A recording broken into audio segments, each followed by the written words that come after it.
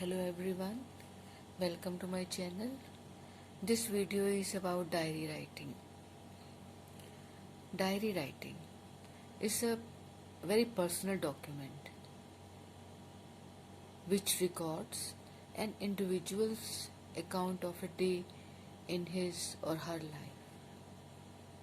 ये एक बहुत ही पर्सनल डॉक्यूमेंट है जिसमें एक इंडिविजुअल अपने पूरे दिन का कुछ account, part of an account, records in the diary.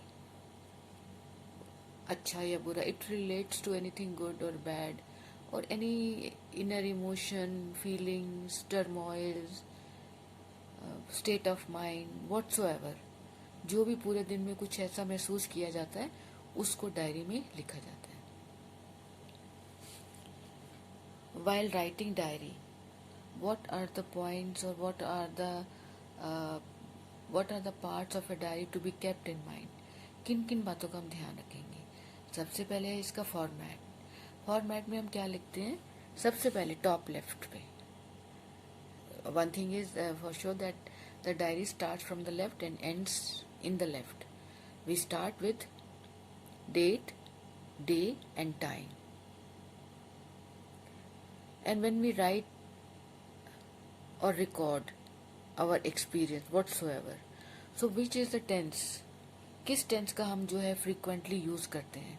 Mostly simple past, present perfect and future tense, depending upon the record of the account you are going to write in the diary.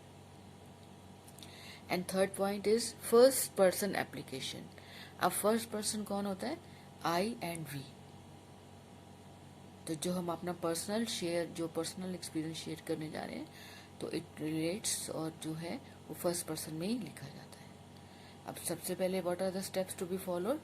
The first is begin the entry with a journal sentence describing the day और momentary feelings. अब कोई सा भी आप लिखने जा रहे हो डायरी एंट्री में. अब से about you are about to write आपकी कोई बर्थडे, आपके कोई प्लान्स हैं या कोई हॉलीडे प्लान्स हैं, कोई पार्टी के प्लान्स हैं, तो यू विल स्टार्ट विद. अब जैसे आपकी हॉलीडे शुरू होने वाली है तो आप किस तरीके से उसको शुरू करेंगे? अब पहले तो आपका फॉर्मेट हो गया, डेट लिखेंगे, डे लिखेंगे, टाइम लिखेंगे, फिर डियर डायरी. डियर डायरी लिखने के बाद अब जैसे आपका हॉलीडेज हैं शुरू होने वाली हैं तो आपके क्या प्लान्स हैं? अब today the school ended for half term holidays. तो यू स्टार्ट लाइक दिस. फिर उसके बाद आप जो भी लिखना चाह रहे हैं वो लिखेंगे. Next is in the body. You may discuss an event, your feelings और how it is likely to affect your future plans. अब जैसे आप हॉलीडेज के बारे में लिखने जा रहे हैं तो अब today the school ended for half term holidays. ये तो आपकी बिगनिंग लाइन होगी. अब इसको हम कैसे इलेबोरेट करेंगे? How do we carry it? तो I had bit of a dreadful day. आज का दिन मेरा इतना अच्छा नहीं था. क्यों नहीं था? Because I fail out with my friends. कुछ ऐसी बात होगी आपकी फ्रेंड्स के साथ तो आपका मूड खराब है और but now we are friends again so I am happy. पहले आपका मूड खराब था बट अब आपका मूड ठीक है. Tomorrow is dad's birthday and I am excited because we might go out for dinner. अब कल आप क्या बताने जा रहे हैं कि आपका कल डैड का बर्थडे है और आप बड़े एक्साइटेड है.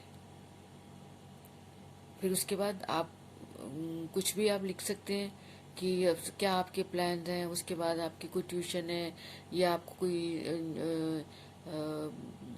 पिक्चर देखने जाना है या फिर आप कहीं और जाना चाहते हैं तो आपके पास कितने दिन हैं तो जो आप कहाँ पे आप उसको बर्थडे भी हो जाएगा आपके फादर का और आपकी छुट्टियां भी हो जाएंगी.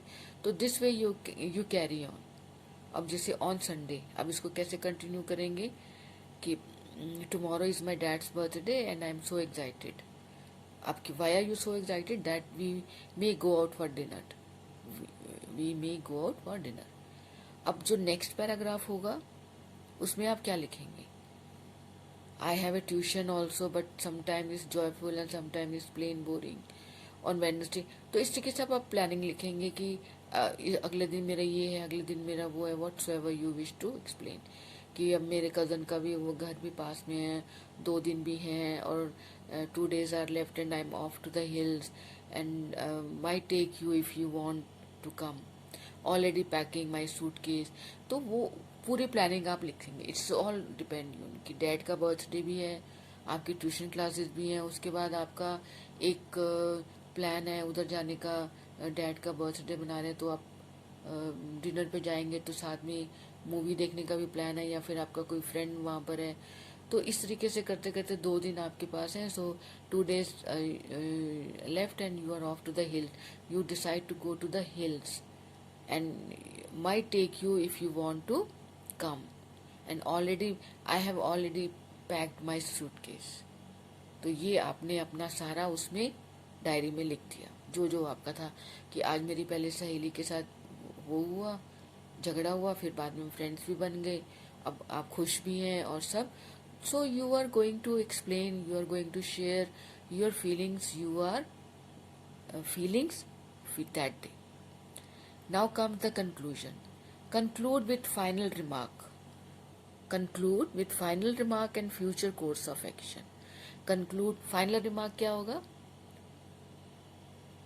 Bye diary, see you tomorrow. And future course of action. Future course मतलब see you tomorrow or might take you with me.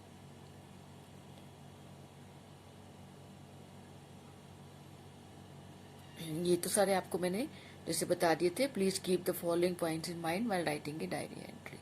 अब जैसे लिख बताया था पहले मैंने आपको कि डेट जो है लेफ्ट पे लिखी जाती है, फिर जो उसके कंटेंट है they always start with dear और कंटिन्यू करते हैं. तो it is also advisable that diary should always divide into paragraphs. अब एक एक लाइन छोड़ते चले जाएंगे और बिगिन है न्यू पैराग्राफ, और जो है वो डियर से हम स्टार्ट करेंगे. And as I told you earlier that it is always written in the first person जो है I और V. अब उसका क्या फॉर्मेट है? सबसे पहले यहाँ पे डेट होगी, फिर आपका डे, फिर टाइम, फिर डियर डायरी, कंटेंट. कंटेंट में आपका जैसे है कि it is divided into paragraph, और उसके बाद डियर डायरी सिग्नेचर करेंगे और यहाँ पे आपका ये होगा जस्ट नेम होगा. So this is all about diary entry. Please like and subscribe my channel.